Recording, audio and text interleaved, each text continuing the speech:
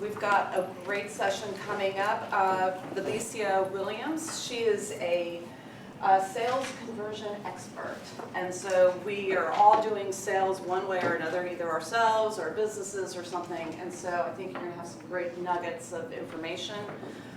She's a professional in this world of sales, and she is also an author, and we're really looking forward to hearing what you have to share with us today. So thank you. Thank you.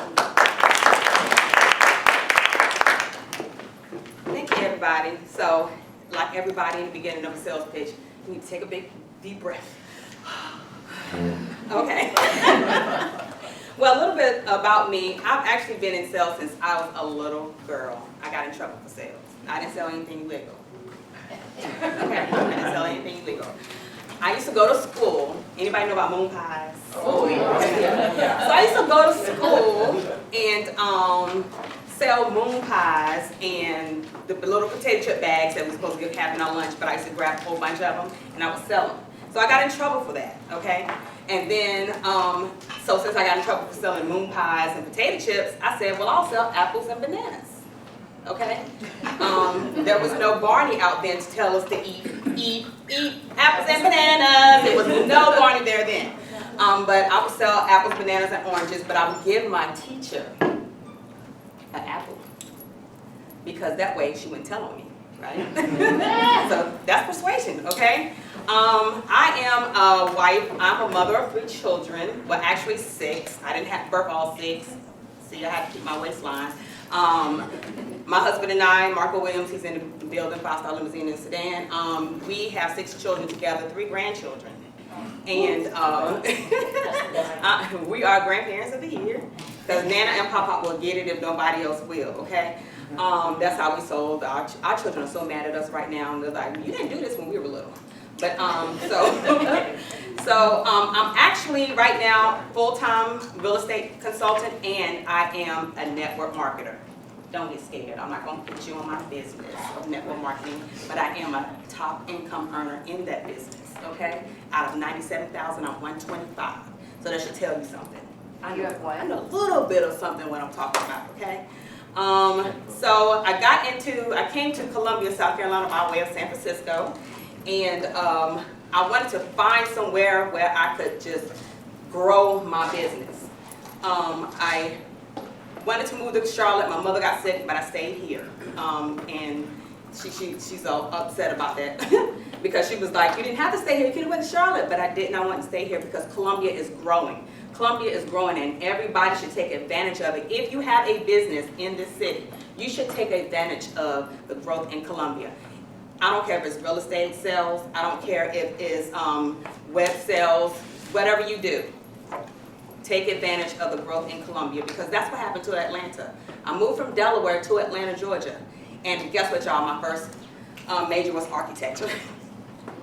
And I felt like I could grow Atlanta because I'm very creative with graphics and all of that.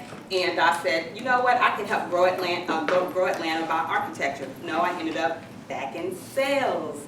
I worked for Coca-Cola almost 10 years. I worked in the banking industry almost 7 years. And every time I would go into wanting to do something different, guess where I get back to? Sales. So how many people know that you sell something every single day and don't even realize it? Everybody got a smartphone? Yeah. How many people took pictures today? Okay. How many people posted today? Y'all just sold the next tickets for the next event. Congratulations. All right. So, some important effective sales closures. You want to make sure that you have a client that is loyal. Some people that I've learned in small places like this, they want the client right now. But what I've learned is a loyal client keeps your revenue going. Your loyal client is your bank statement in a sense. Your loyal client is going to always come back for something else. Now, if you're a person that has a product, make sure you put them on auto ship. If you haven't noticed, Amazon now has auto ship. If you buy some toothpaste from Amazon because you didn't want to go to Walmart.com and you know Walmart was going to be is down the road somewhere and 20 minutes away, and you know that Amazon's going to deliver it that day, do they have that dang Amazon here? Because they did in California. Okay. So they'll put you on an auto ship and you don't even know it, because you should have your toothpaste used up within 2 weeks. So guess what? In 2 weeks, another set of toothpaste another tube of toothpaste is going to come in. All right.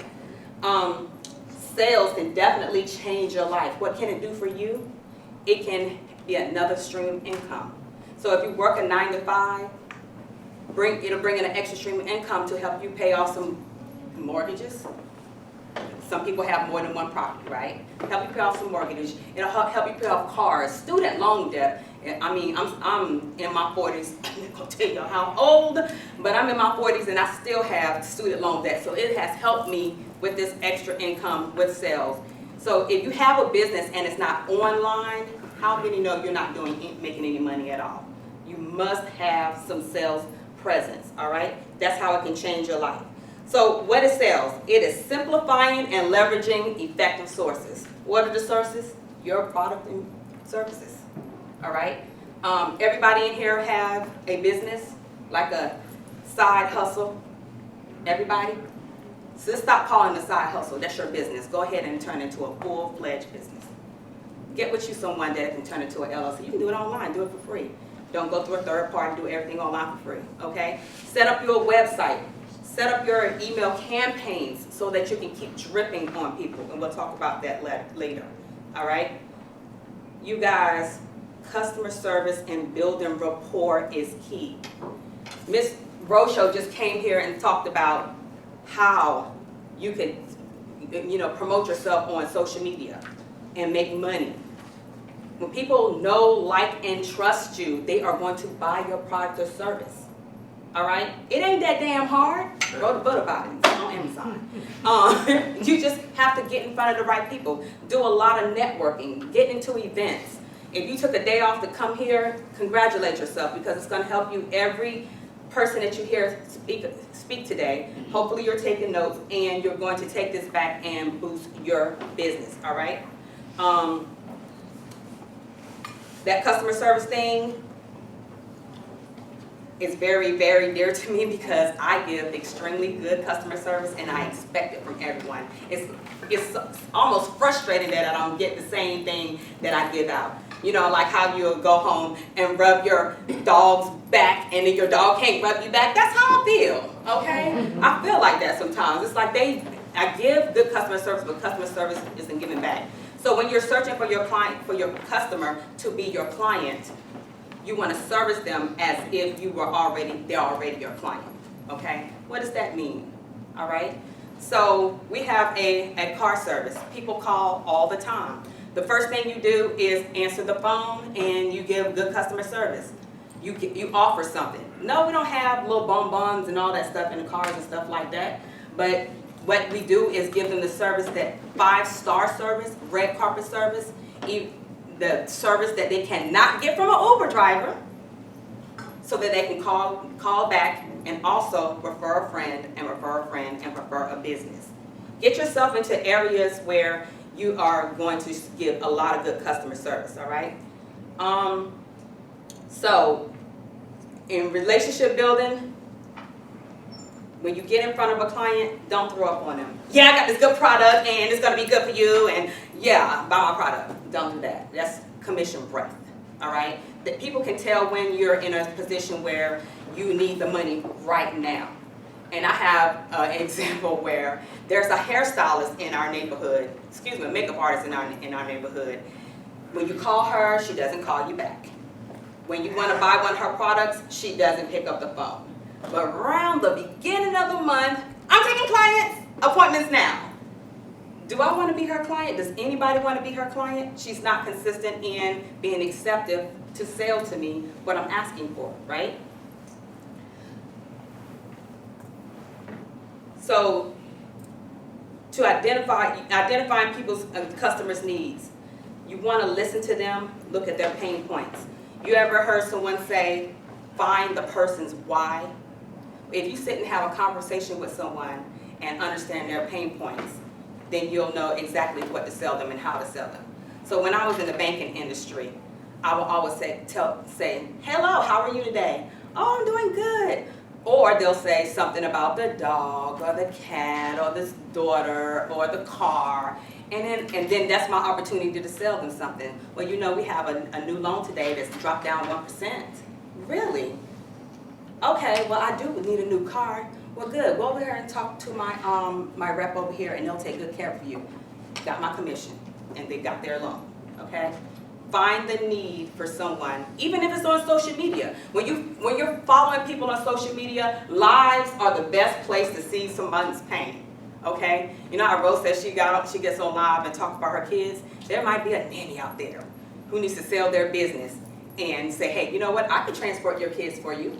I could take you where your kids need to go and drop them off and pick them up for you, so that way you can do everything that you need to do. And that might pique her interest and say, you know what? Let me put their name down for it in my list, and then get back to them to see if they could help me out with that. All right? Okay, so the art of persuasion is all in how you are presenting yourself as well, and that's not just in public, that is social media. So she covers something that I want to talk about is change your profile picture. If you have the picture that's with you in the bathroom, no ma'am, no sir. If you have a picture of you in the car, no ma'am, no sir. Take some time to set up your ring light and make the perfect picture to put on your profile photo, because you definitely want to sell. You're selling yourself. That's a way of selling yourself and marketing yourself. I was just talking to someone today about marketing. She is a makeup artist, and I said to her today, I said, look, have you set up your profile and everything like I told you? That was our first assignment. This is how I know if I want to work with you or not. I give you a simple assignment, something really, really simple. And she says, no, I didn't do that. I said, so well, how are you selling the fact that you do makeup? I don't know. I said, have you done any bookings this year? She said, no, not since January, and I'm so happy that you called me.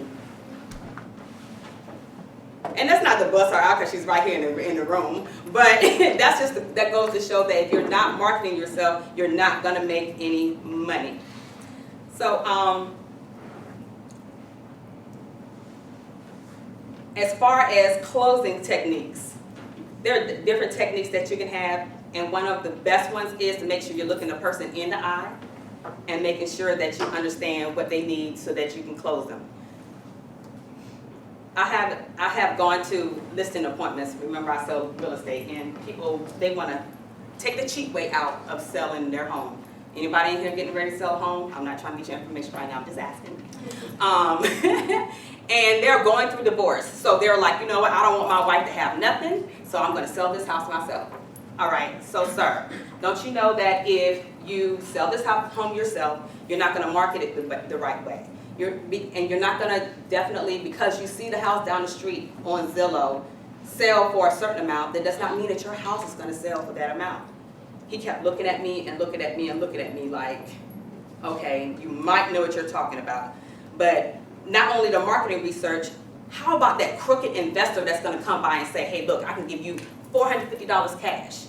They're going to the tax, in the tax records of the city, and find out that you have more property, and you're probably going to sell all of your property to him and don't even know it, just for that one price of $450,000. After he looked at me for a while and said, you know what, I do have some property, I have some acreage that my family has willed to me. I'm afraid of that. He went ahead and signed a contract with me. That's how you close the deal. Dipping and dapping so you can find out what's happening, all right? All right, so I have some strategic follow-up strategies, because a lot of people have a pain of follow-up. How many people have called someone and one time they were like, well, I don't want to bug them. I don't want to bug them. Bug them. Drip onto them till they die. And what I mean by that is, if they unsubscribe, tell you to stop, then it's a dead deal. But you don't take them off of your list and block them from your CRM list. You know why? One day they might say, you know what, that person had this and I wanted this. So when they reply, that opens the doors right back up and you can talk to them again. So here are, this is how I follow up, and I've gotten a little bit more aggressive since I wrote my book in 2020. All right. So the first day you meet with someone, you want to meet them, after meeting them, you want to thank them for meeting you that day. And then on day 2, you want to touch them too. On the second touch is you want to check in on them on 1 or 2 days afterwards. On the third touch of the week, you want to send them an email or a text, checking on them again. So that's a week after. The touch the next week, and just send them an email or a text message showing them value, all right? Everything after this is showing them value. So if you're selling hairspray, you want to say one thing of value in these touches that's going to make the hairspray, make them feel like they're going to die if they don't even have it, okay? They got to have this hairspray, especially if they have frizzy hair like me. On the, where we're at, number 4, touch the next week, a touch a month later. We're going to give them a little break, but you're going to send some value to them. The 6th touch is 2 weeks after that, all right, with more value. And the 7th touch is 2 weeks after that with a little bit more value.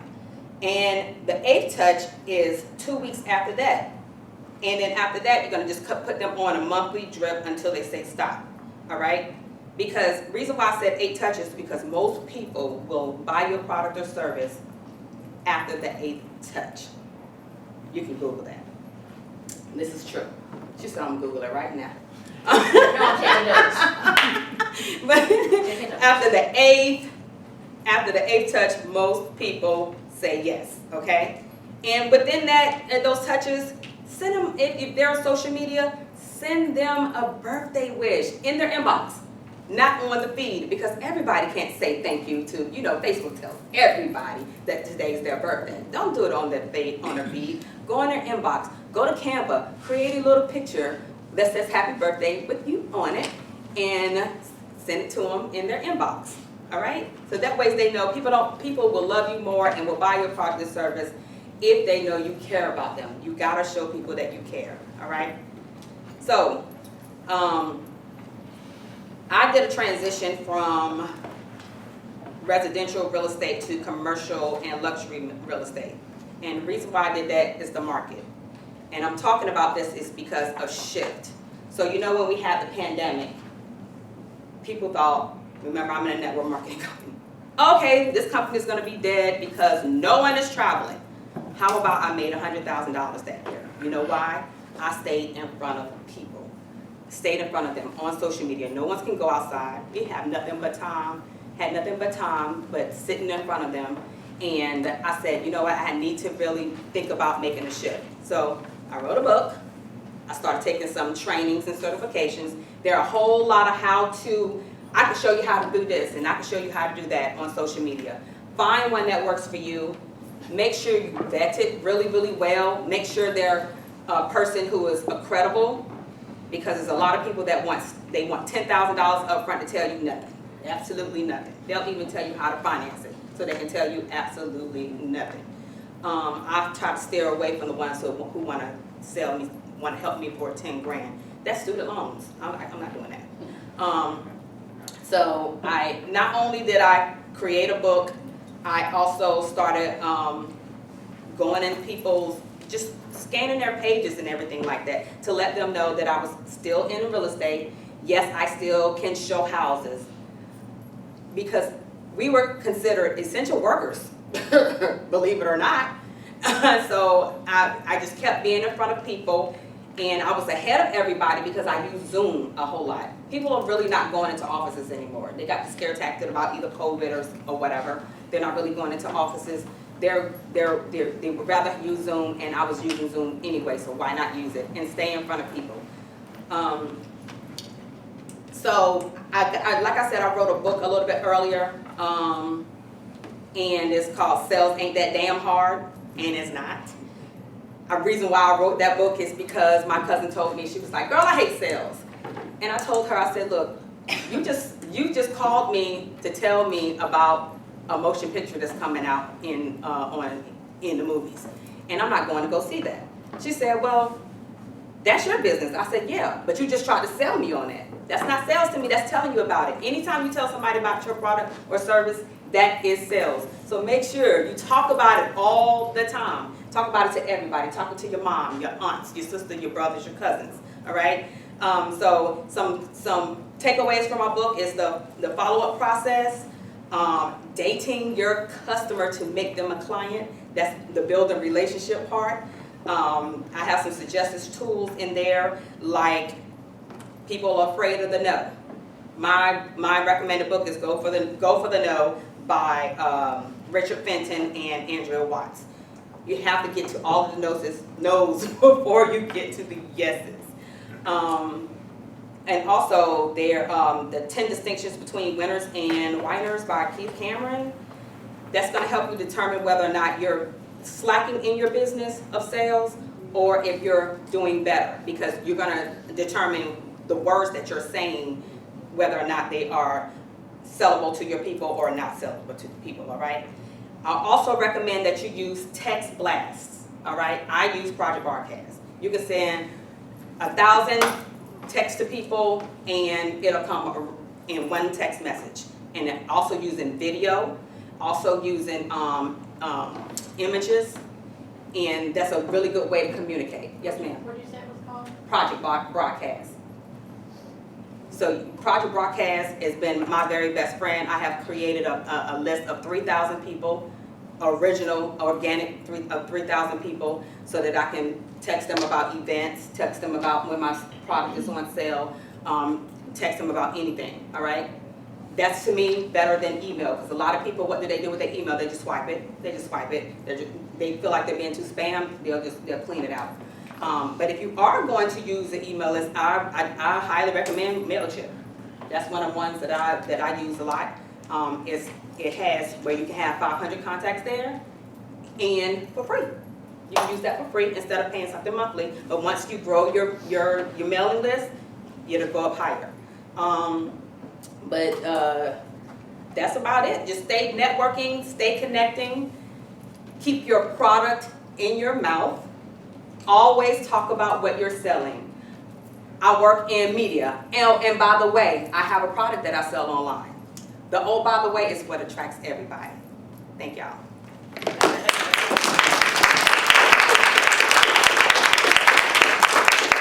Does anyone have any questions about anything? I'm like, bro, I need questions so I can get invited back. You know, with real estate and MLM, you've got an offer that's accessible to almost anybody, right? Most people in America similarly are going to hire a real estate agent to buy or sell. If you've got people, I mean, if you're talking to an audience like this where what they're doing is a little more niche, maybe B2B, where everybody's not inherently a prospect, right? How does that change the messaging that you get? Meaning, I may want to make sure to promote, but I know that Fred's never going to be a prospect, but how do I low-key let him know what I'm up to and ask him to amplify my message to the right people? Meaning, if I'm not selling to Fred, how do I leverage Fred's awareness, who's a friend or acquaintance of mine, about what I do to get to the people? What advice do you have on that? I call that bar talk. Okay. Yeah. So when we go to bars and we are talking to Fred, and they're like, "Hey, guy, what are you up to?" "Oh man, you know what? I just started selling real estate today." "Really? I didn't know you were in school." "Yeah, I kept that little low key. Didn't want anybody to know because I didn't want anybody to feel like I was going to bug them about it. But yeah, I just started real estate today, and I actually got my first client, got my first appointment today." So then now Bob knows about it. And Bob was going to say, "Hey, you know this guy sells real estate? I didn't know that." And anytime something that you need in real estate, he's going to think about you. That oh, by the way. That's a great point. And actually, I have a story similar to that. I had a neighbor, and he was asking me, "What do you do?" And I was explaining to him, you know, I go around the state, I look for innovation from companies and entrepreneurs. And he saw my posts on LinkedIn, and I ran into him walking my dog, and he's like, "So what are you up to?" And I said, oh, by the way, I'm going to be up in Columbia at the Growth Summit." Walked in an hour ago. He said, "I wanted to see what this was all about." And the irony is he ran into someone where his son is starting a business, a SaaS company, and his father and him went to school together. So like right away there was just this connection, and it just grows from there. So you just don't know until you talk to people. people. That's right. And that's the way things happen. Kismet, you just talk. Right, and you have, because you have to keep people in your business or you're not gonna have any business.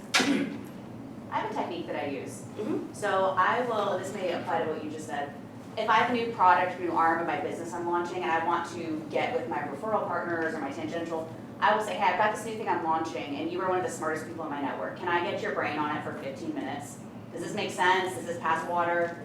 That way, you're flattering them, they get to talk and give their opinion, and you're not actually selling them anything. Right, And then they get to feel like they put their thumbprint on it, then they're gonna go tell everybody. Yeah. yes, that's right. So like, you're Exactly. smart, give me advice on my new thing. Do you have a card? Out the door. Anyone else have any questions? I'm old school. Yes, ma'am. So, I'll pull the chip card for a second. So, as a female, Mhm. Walking into either a boardroom or a business meeting or a pitch meeting, one of those, how do you navigate through the wandering eyes when you're talking to them, when they're looking for other things to do, or the dismissive comments like, oh, yeah, you kind of know what you're talking about, or oh, great story. So how do you as a professional navigate that and still maintain that level of professionalism? Easy, I just ignore it. I don't take too many things personally. Like I didn't take it personal that he asked her for a car. It's just, you, Well, I I can't. No, you just don't take those things personally, because that person might have said, something that, like, made you feel, would have made you feel uncomfortable, but you have to let that blow off your back. My husband tells me that all the time, because sometimes I'm like, I won't do it in front of people, I'm very professional about it. But then when I get home, I say, you hear that? Nah, he's like, honey. Well, how do you convert that into a sale? How do I convert that to a sale? How do you change their mind and get them to listen to what you're saying and realize that you do know what you're talking about? So that way, so say for instance, like I do network marketing, a lot of people say, that's a pyramid. I'm like, you must have had a bad experience somewhere in pyramids. Did someone try to scam you or something like that? I'm not a person that wants to go to jail. Would you want to go to jail? You think I want to take you to jail with me? I don't want you to be my cellmate. But this is what we do, and it's legal, and it's 1099. So that's just an example of how I do it. Just divert it onto making them feel like, because some people don't know that some things that come out their mouths are offensive. Just laugh it off and revert it back to them and make them feel comfortable and ask them where their pain point was on that situation. Do you mind if I speak to that a little bit as a woman in business and being in boardrooms and having to listen to misogynist stuff? My decade of dealing with that is you don't want to work with that person, and that sucks. That makes our pool a lot smaller. But I truly believe as women, if we create the networks we want, that those people will die off. So don't waste your energy, because you'll never get through that. That's Right. your own problem. Right. It's on them, not you. Yeah. I thought you said it best, dipping and tapping to find out what's happening. Find out that pain point, find out why their eyes are wandering, and then either choose, don't deal with them, and then you just walk away, stop talking and walk away. That'll send a message. I'll add to that too. Sometimes it's also in your posture, like how you show up to the conversation. Can you regain control of that conversation as it's happening, as they're wandering eyes? And just like you said, call it out. Like, don't be afraid to mention it, show up as that person that's controlling that conversation. Right. Well, and check that you're not treating them as a prospect until they've identified themselves as a prospect. That's right. Right? They start looking away when whatever's coming out of your mouth is not relevant to the situation they find themselves in. So double back to what's typically called your elevator pitch. Double Right. back to that and make sure you put the focus where it needs to be. And be clear if it's a connection, networking meeting, or a sales meeting. So I have kind of rigorous pre-qualification to get into a meeting like that. So if somebody's booking like a meeting to work with you, you should know in advance, like, are they in a buying position? What's their budget? What are their goals? Like, you can get that ahead of the meeting. And that effort alone might knock them out of a booking meeting. Right. Yeah. And 9 times out of 10, I walk into a room and I sit into a business meeting or a pitch or meeting, and we do fine. Everything's great, everything's cool. Every once in a while, I have to bring my older white business partner, Yeah. old guy with me, Yeah. to seal the deal, because it just, it doesn't always connect with the younger female. And so that's where I was wondering, as a woman, what's the best way to navigate those situations? Because I don't want to come out and be like, hey, why don't you listen to me? But it's, how do I convince them or turn the tide or, that kind of thing. Like in a boardroom, I'd like to actually look at the people who are being impulsive, you know what I mean? I look them in the eyes. People who are being impulsive, they got a problem with themselves. So when you look them in the eyes and rebuttal and bring it back to them. Yeah, most times it's not negative, it's just, hey, I know I'm young, but I do know what I'm talking about. But them putting you in that position it is negative in a sense. Yep. Cool. Starts the conversation. All right, yeah, because I just want to have a conversation. I'm not really a presenter. I like to have conversations and get everybody's feedback, and then have a good time. All right, that's it, y'all. You got anyone